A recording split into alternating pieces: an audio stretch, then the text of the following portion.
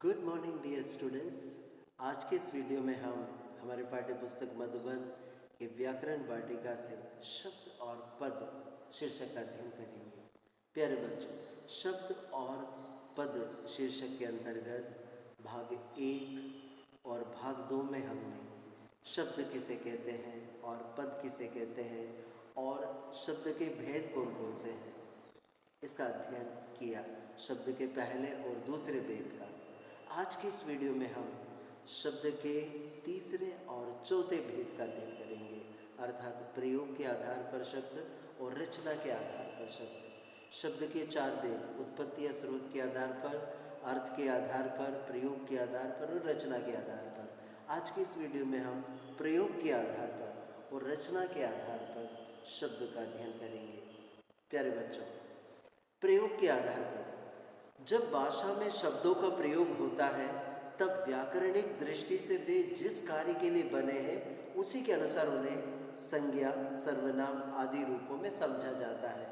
इसी आधार पर शब्दों को 2 भागों में बांटा गया है। प्यारे बच्चों, प्रयोग के आधार पर शब्दों का वर्गीकरण क्या है? जब भाषा में शब्दों का प्रयोग होता है तब व्याकरणिक दृष्टि से वे जिस कार्य के लिए बने हैं उसी के अनुसार उन्हें संज्ञा, सर्वनाम आदि रूपों में समझा जाता है। इसी आधार पर शब्दों को 2 भागों में बांटा गया है। पहला है विकारी शब्द और दूसरा है अविकारी शब्द। अब विकारी शब्द क्या है उसे हम समझते हैं। जिन शब्दों में लिंग, वचन, काल आदि के कारण विकार अर्थात परिवर्तन आ जाता है विकारी शब्द कहलाते हैं। वे हैं संज्ञा, सर्वनाम, विशेषण, क्रिया।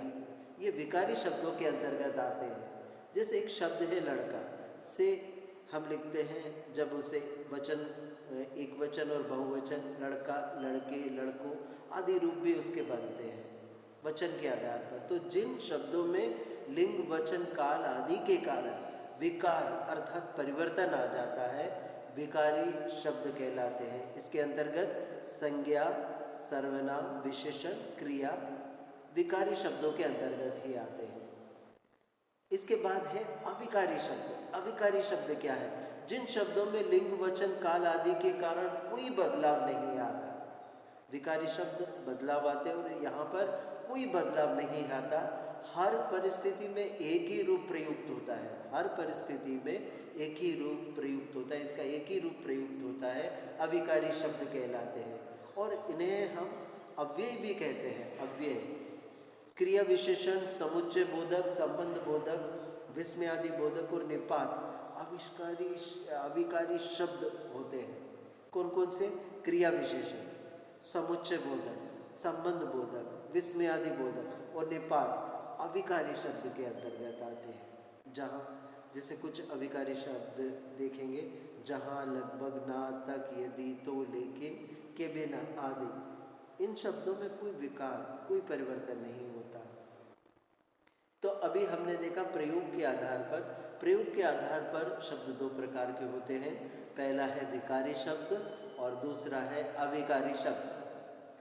अब इसका जो अगला भेद है शब्द के रचना के आधार पर, शब्द कैसे बने? शब्दों की रचना अर्थात निर्माण के आधार पर शब्दों को इस प्रकार बांटा जा सकता है। कैसे बांटेंगे वही हम सीखते हैं रचना के आधार पर। रचना के आधार पर हम शब्दों को 3 भागों में बांटते हैं।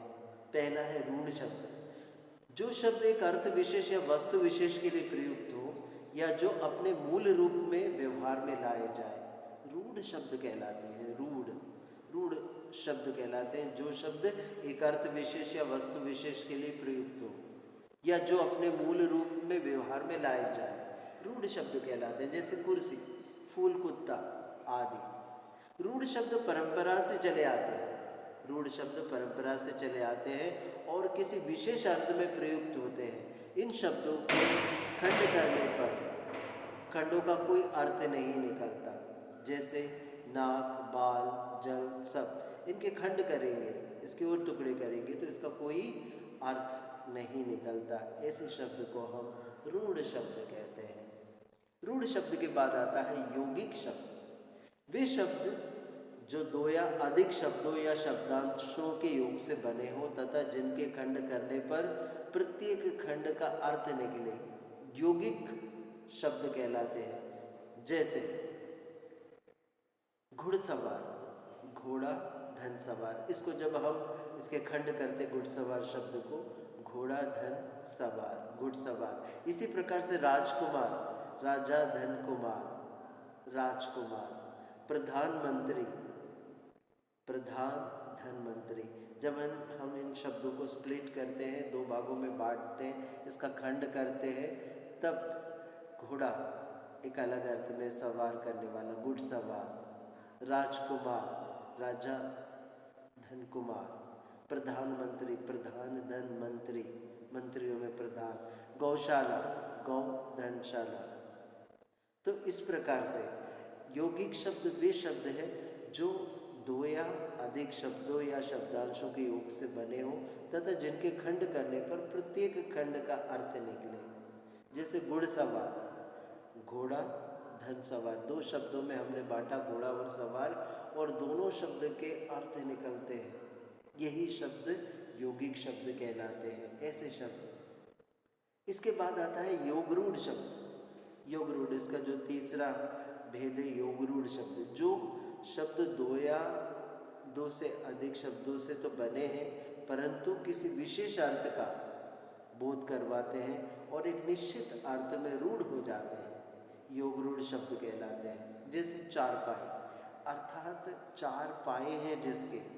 यहाँ चारपाई का अर्थ काठ जिस पर सोया जाता है से, ना कि गाय, कुर्सी आदि से। तो चारपाई अर्थात चार पाए हैं जिसके, अर्थात काठ। यहाँ पर कुर्सी या टेबल, इससे उसका अर्थ नहीं है, उस एक विशेष योगरूढ़ शब्द है, रूढ़ हो जाते वहाँ पर, एक विशेष अर्थ देते हैं। इसी प्रकार देखेंगे एक शब्द पंकज, अर्थात कमल। शब्द के अर्थों पर जाए तो पंख अर्थात कीचड़, जा अर्थात जन्म लेने वाला। इस प्रकार पंकज शब्द का अर्थ है कीचड़ में जन्म लेने वाला, या ऐसा होना चाहिए, किंतु इसका अर्थ कमल का फूल ही है, कीचड़ में उत्पन्न होने वाला, कीड़े मकोड़े नहीं। इस प्रकार इन शब्दों में योग भी हुआ और निश्चित अर्थ रूढ़ भी हो गया।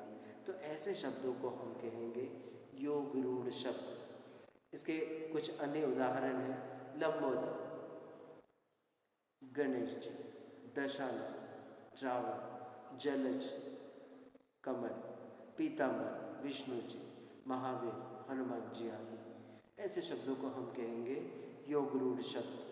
तो आज के इस वीडियो में हमने सीखा कि प्रयोग के आधार पर और रचना के आधार पर शब्दों के भेद। तो शब्द किसे कहते हैं और पद क्या है, शब्द के कितने भेद होते हैं, और प्रत्येक भेद को हमने सीखा। तो आज के वीडियो में बस इतना ही। Thank you.